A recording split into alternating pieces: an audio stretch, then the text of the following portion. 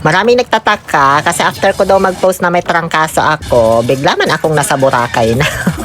Aba syempre, pinush ko talaga bumiyahe kahit masama pakiramdam ko para lang di masayang yung plane ticket at hotel ko man.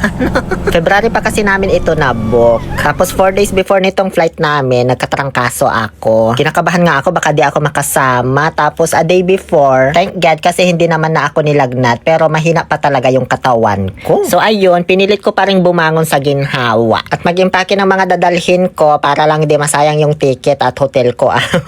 Actually, wala akong preparation nito. Kung ano lang nadampot ko dyan sa damitan ko, pinagsisiksik ko na lang dyan sa backpack ko. Wala nang tupi-tupi, bahala na. Importante, makasama. Bago kami umalis, nag-pray muna kami for our safety kasi mahirap na walang maiwan sa bahay man. Actually, ito na siguro yung most significant. Tama ba? Basta napaka-memorable na outing para sa akin kasi first time ko makasama yung buong pamilya ko sa Boracay. Hindi yung lagi na lang ako mag-isa na mamasyal, diba? Kaya pinilit ko talagang bumangon para makasama. Magastos kasi yung ganitong outing na kasama mo pamilya mo kaya pinag-ipunan pa at hindi man tayo mayaman. Nag-rent lang pala kami ng 4 wheels papunta dito sa Clark International Airport kaya di man pala pwede pasok tricycle dito. Ito rin pala yung first outing naming buong pamilya kung saan sasakay kami eroplano. So pinush na rin namin talaga kasi first time man ni tatay kong sumakay sa eroplano para man ma-experience niya bago man siya mawala dito sa mundo ba. Pero syempre, local flight lang muna tayo kaya di pa natin afford ang overseas man. Ang mahal-mahal, Diyos ko.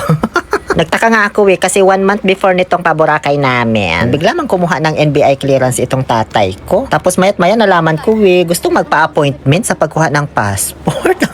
Hindi man tayo mag-iibang bansa, tayo sa may Visayas lang pupuntahan natin. Akala niya kailangan ng passport pag sumakay siyang eroplano.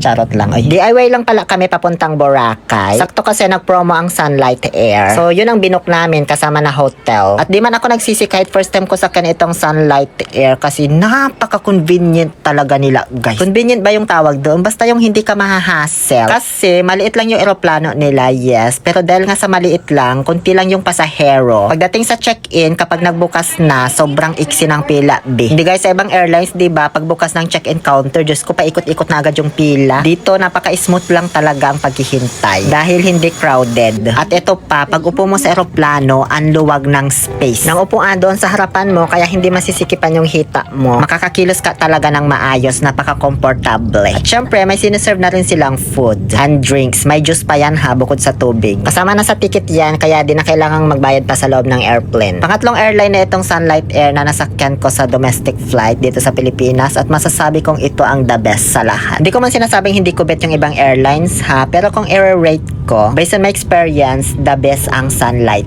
Air. I swear, hindi to sponsored ha, pero beka naman. 13 packs pala kaming magkakapamilya na pupunta sa Boracay. May kasama pa kaming 2 bata at hindi man kami na-hassle sa pagsakay hanggang pagbaba ng eroplano. Pagdating namin dito sa Katiklan Airport, may sumundo na sa amin na van kasi nag-avail na kami ng airport to hotel transfer. Para di na kami ma-hassle kasi 13 packs kami. B, pag solo ka lang naman or couple kayo, okay lang naman mag-DIY. Pero kami, may contact na yung kapatid ko dito kaya sa kanya na kami nag-avail ng airport transfer to hotel. Kasama na terminal fee, environmental fee hanggang sa pagbalik namin. Nasa 950 per head lang single sa amin, mura na yun B. Kasi 13 packs naman kami kaya medyo naka-discount. Kung mahirap makahanap ng less than 1K na may airport transfer, sinasabi ko sa iyo. Sa iba nga 1.2 to 1.4 ganyan. Buti na nga lang may kakilala na yung kapatid ko dito si Ate Rodelyn. Mga agent na nakilala na namin nung nakaraang punta namin dito, ganon. Kinukuha kasi namin yung mga contacts nila for future travel purposes, ganon. So, bali nakarating kami sa hotel namin dito sa may La Carmelita ba to? O Let Me Love You, Carmelita de Boracay. Let me love you, Carmelita. Diba, nahanapan ko pa sila ng team song. Pasado alas 4 na nung nakapag-check-in kami dito sa La Carmelita, Magleo de Boracay. Pagka-check-in namin, lumabas na ako agad-agad para mag-withdrawal method kasi wala akong cash. And then, namasyal na kami sa tabing dagat para manood ng sunset. Unfortunately, sa first day namin, wala po kami nakitang sandcastle na mayroong date ng May 11, 2026. Nagtanong-tanong na kami dito sa mga nag-aalok-alok ng picture. Sabi, wala daw ngayong sandcastle. Ewan ko kung anong meron, bakit wala. Sabi, bukas na lang daw ulit. Maaga pa naman. naman. Parang may event yata ganun. Hindi ko lang mag-get. So sayang, yung pa naman sana yung first pictorial namin dito sa Boracay. After namin manood ng sunset, nag-dinner na kami dito sa may dampa na may mga paluto-paluto ng seafood. Tapos may magpe-perform na mga fire dancer kasama si Firewolf, pati si Napuko at Javan. Tapos may pa-live band din ni Bogle. Medyo pricey dito guys. As in, pero understandable naman kasi siguro yung binabayaran mo dito yung mga performance. Sabi kasi nung nag-alok sa amin, silipin lang daw namin kung magustuhan ba hindi na kami nakaalis sa table B.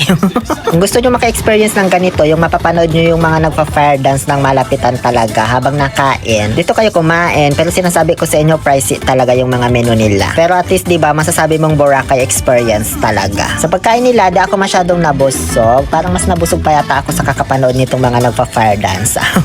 Kaso nung babae na yung nag-perform, parang nawala na ako ng gana manood. Charot lang. Oy, ano ba yan? Wag na nga lang, labas na ako.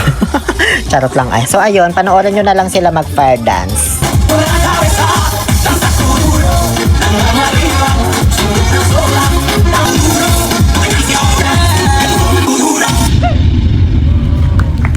Oh, I was just trying to decide that if I want to be a Puku, a Javan, a Pumpkin Hedgehog, or maybe I could just become the Firewolf.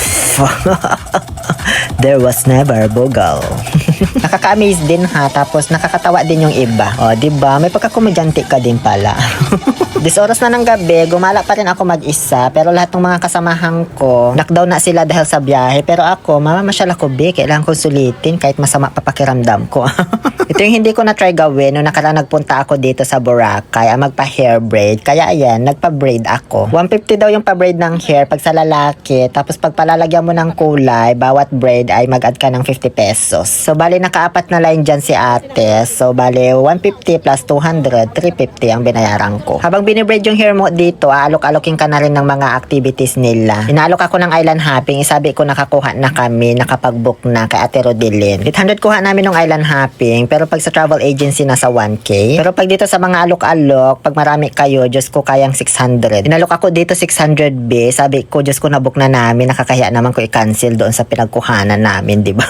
Ganun dito, B, negotiable yung mga activities nila. Basta make sure lang na yung mag-aalok sa'yo naka-ID ha, para di ka ma-scam. So, bukas nyo na po abangan yung aming island hopping para sa aming day 2 dito sa Boracay. Sa ngayon, bago ako matulog, dahil nga sa pagod sa biyahe, iinom muna ako nitong aking food supplement na Beauty White Capsule. Meron kasi itong glutathione at collagen na good for our skin. Meron na rin itong Garcinia Cambogia at vitamin C to boost our immune system. Bukod dyan, ang pinakamagandang epekto talaga sa akin ng Beauty White Capsule na ito, yung kapag ininom ko na siya, after 30 minutes, aantukin na talaga ako. Tapos ang sarap ng tulog ko talaga dito as in. Tapos pagising ko, parang ang blooming ko tsaka ang fresh. Ganun yung epekto niya sa akin. Food supplement lang ito ha. No approved therapeutic claims and results may vary for each individuals naman. So kung bet nyo gumamit nito, ilagay ko na lang yung legit link dyan sa comment section. O siya, sige na at maghilamos pa ako gamit itong Beauty White Soap.